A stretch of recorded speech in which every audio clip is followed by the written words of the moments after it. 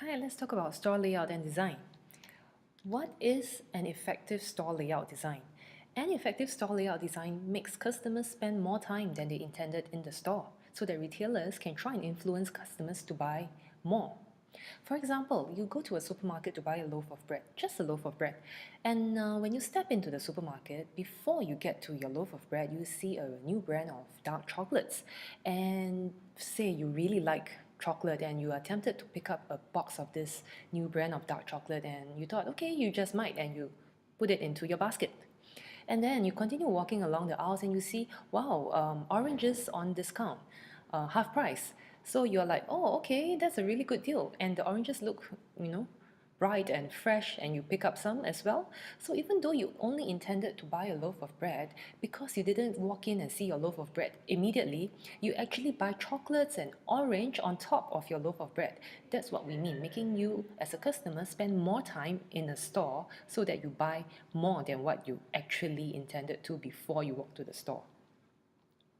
And because you now have purchases of oranges and chocolates on top of your bread as you're queuing up at the cashier counter, you actually feel quite happy because it was a very pleasant and productive shopping experience. You feel that, hey, I just came to buy a loaf of bread, but look, I've got dessert and I've got oranges. It's like, wow, these are happy foods.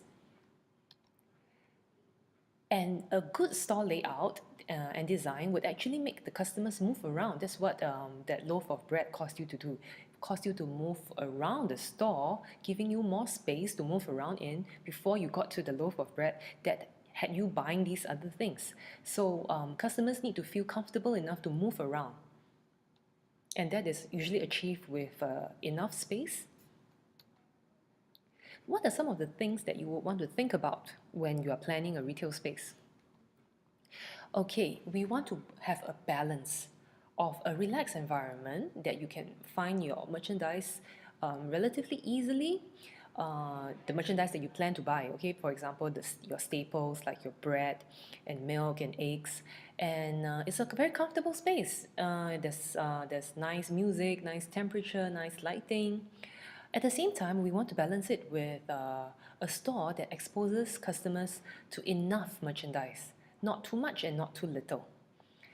So you want to have a balance between these two. If there's too much merchandise, it could be very cluttered. Customers cannot find what they want. It makes the place feel very small and tight and uncomfortable.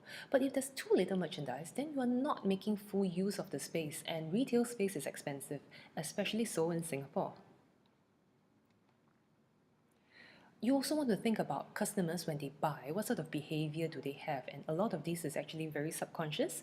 For example, you're queuing up at Sephora, you just want to buy, say, an item like shampoo. And while you're queuing up, you see, oh wow, they have very nice packaging for their facial wipes. And you buy a packet of facial wipes as well. And oh look, here's a travel size facial cleanser, and you pick that up as well. So these items that you pick up at the point of sale, that means POS. These are the impulse products that you didn't intend to buy, but because while you're queuing, you're waiting, you buy them as well. They're called impulse buys. At the supermarket, this is also commonly used, like what they sell, like little candies and little packages of sweets at the cashier counter. So while waiting, you're like, this looks nice. Maybe I should buy this. Oh. So this is a very common tactic that retailers use because they know that customers, while queuing, they're bored, they look at things to buy. And brightly colored promotional items near the entrance. That is why supermarkets actually place oranges and apples and grapes all right at the front, because these bright colors will entice customers into the store. Or promotional items, if you have a 80% discount, you want to put that near the entrance so that customers, when they see this low price, these big discounts, they will be drawn to these big discounts and hopefully step into the store.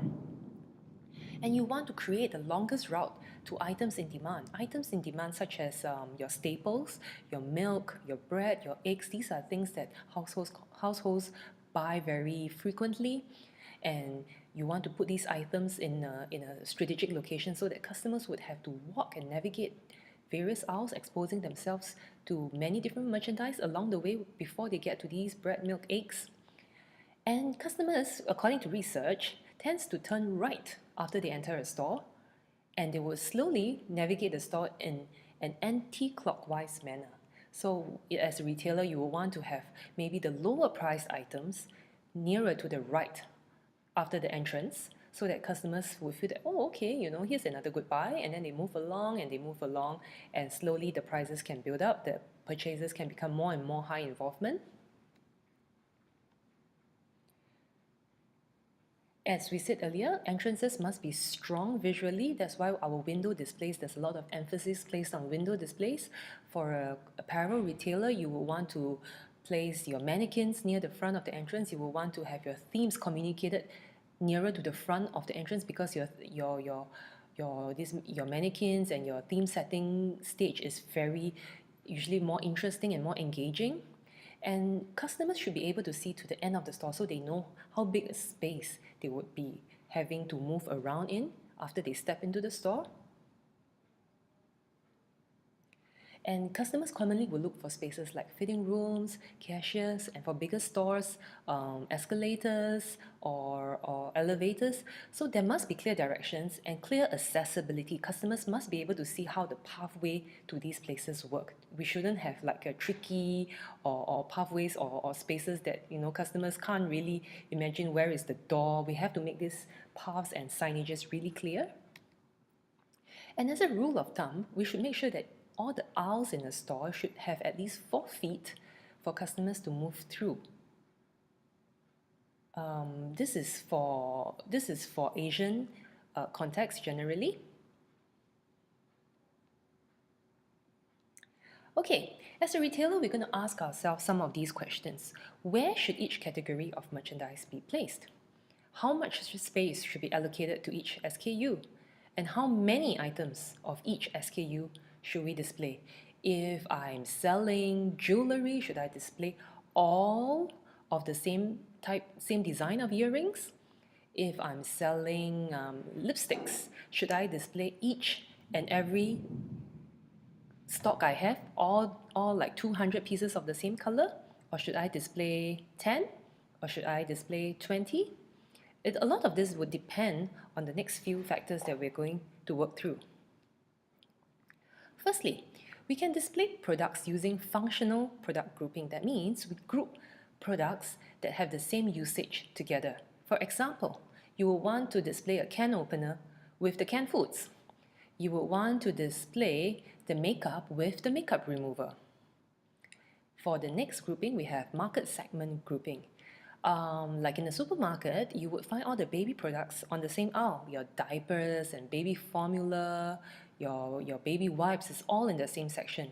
So that parents, if they are shopping for their babies and they just want to get, say, diapers, which is a staple, they might see some baby vitamins on the way. So they will pick that up as well, because they would have the same needs because of the consumer group that they belong to, which is parents. Storability. Again, we see this in, say, supermarkets, where all the frozen foods like ice cream, frozen meat, ice, is all stored in the same section. Sometimes we see this in apparel retailers as well, like they have certain areas, they have all the items that can be hung up, like your socks together with wallets. They are not in the same category, but because they are stored the same way, let's say they hung together, so they will be grouped together. And how much of each merchandise should we display? One of the approaches is model stock approach, which is based on the assortment that you think is ideal for customers to see before they feel like they want to buy. For example, say you are running a men's apparel store, people will want to see a certain number of colors, different assortments such as shirts and pants and belts and shoes, before they feel that, wow, there are so many things. The variety is what attracts them. So this assortment, there must be an ideal assortment that they need to see before they would want to buy. And you need to make sure that you have this assortment displayed to them. The next would be sales productivity ratio, that is based on sales or profit per square foot. Okay, so for example, you are a supermarket retailer and brand A of washing powder contributes 50% of its price to your margin, and brand B contributes 25% of its price to your margin. You would want to sell more of brand A of washing powder because it contributes more to your profit margin. But what if brand B sells a lot more because the price is lower? Then you will want to consider giving more space to brand B because it moves a lot faster. It's actually a balance between the percentage of the profit margin contribution and the inventory turnover rate.